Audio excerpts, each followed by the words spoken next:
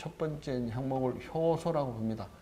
우리가 엔자임이라고 하죠. 도대체 효소가 뭐냐? 지난주에 제가 뭐라 그랬냐면은 이 효소는 첫 번째 이 효소가 생기려면 뭐가 있어야 된다? 발효를 해야 된다.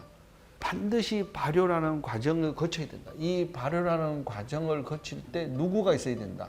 미생물이 있어야 되는데 여러분이 집에서 만드는 발효를 할 때는 공기 중에 있는 균 또는 여러분이 많이 넣는 누룩균, 막걸리 만들 때 이런 곰팡이, 그다음에 황국균, 빵을 만들 때 쓰는 효모균, 이런 균들은 우리 곰팡이균을 진균이라고 불러요. 진균. 여러분 그냥 진균 그러면은 다 이런 걸 얘기하는 거예요. 누룩균, 황국균, 효모균 이런 걸 가지고 미생물에 의해서 발효 과정의 미생물에 의해서 뭐가 바뀌는 거예요? 대사산물인 포스트바이오틱스가 나온다. 이 대사산물 중에 하나가 얻어진 게 누구다? 효소다.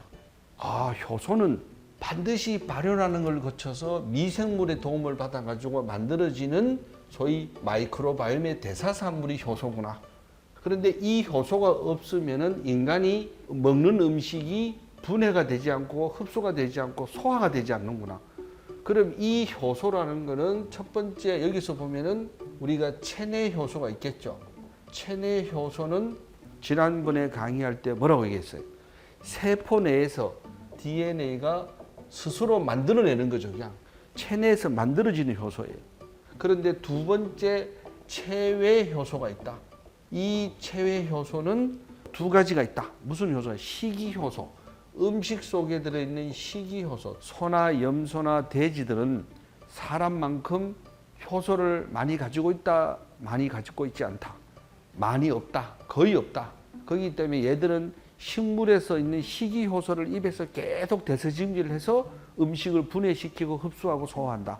그런데 사람에게는 효소를 엄청나게 많이 갖고 있다. 이 효소를 체내에서 만들어진 효소가 있는데 부족하면은 체외에서 공급을 해줘야 돼요. 공급해주는 방법이 식이효소가 있고 식품효소가 있다. 그러면 이 식품효소는 뭘로 만드는 거예요? 식품효소는 어떤 특정한 영양소를 가지고 미생물을 넣어가지고 뭘 했다? 발효를 시켜가지고 만들어야만이 나온다, 식품효소는. 그런데 이 발효 과정이 있어야 되고 이 미생물은 자연 속에 있는 이런 미생물이지만은 특허받은 특정한 효소를 쓸 수도 있다.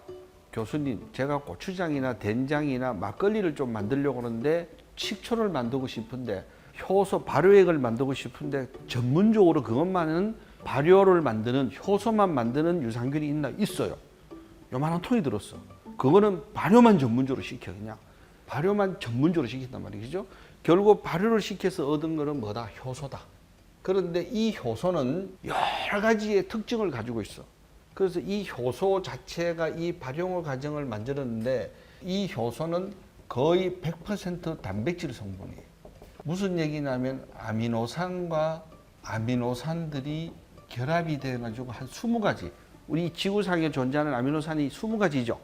이 20가지의 아미노산이 조합을 이뤄서 효소를 만드는데 지금도 인간 속에 있는 효소가 몇 개인지를 구분을 못해요. 너무 많아가지고.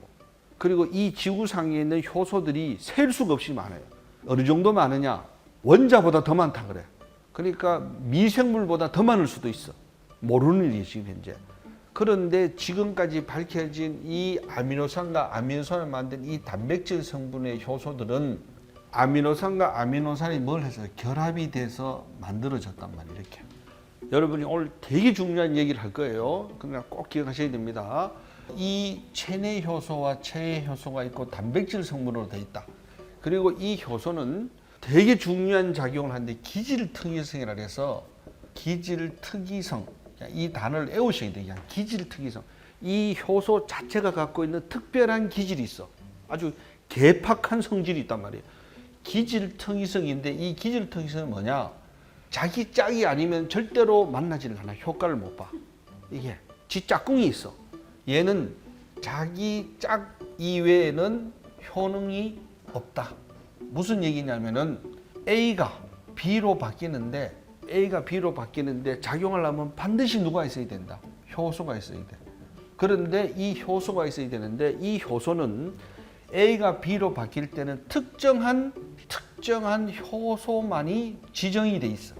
무슨 얘기냐면은 내가 퇴근하고 아무 집에 못 들어가죠. 우리 집에 들어가야지. 절대 못 들어가. 그죠? 내가 아무리 예를 들자면은 뭐 내가 식당에 가서 아무 음식을 먹을 수는 있지만 효소는 자기 짝 외에는 절대로 필요가 없어. 다 짝이 필요해. 근데 무슨 얘기가 돕니다. 이 짝을 찾아볼게요. 녹말이라는 거는 엿당으로 바뀌려면은 누구만 된다. 아밀라제만 된다. 아밀라제 외에는 절대로 안 바뀌어. 여기에 우리 지금 여기에 예를 들자면 펩신, 뭐 리파제, 예를 들자면 프로타제, 뭐 수크라제, 말타제, 뭐 수없이 효소가 있는데 녹말로 엿당으로 바뀔 수 있는 애는 누구만 된다. 아밀라제만 된다. 그래서 이걸 기질특이성이라 그래. 기질특이성.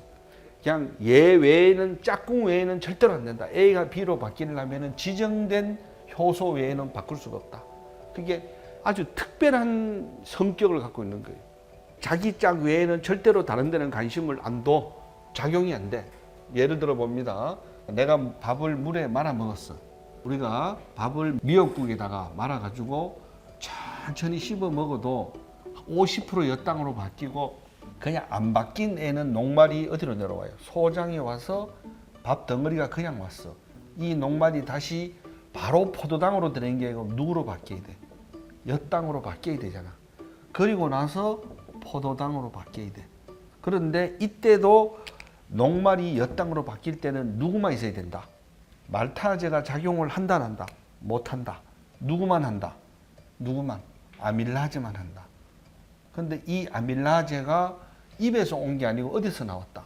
췌장에서 나왔다. 결국 이 녹말이라는 애가 엿당으로 바뀌기 위해서는 누구만 필요하다? 아밀라제만 필요하다.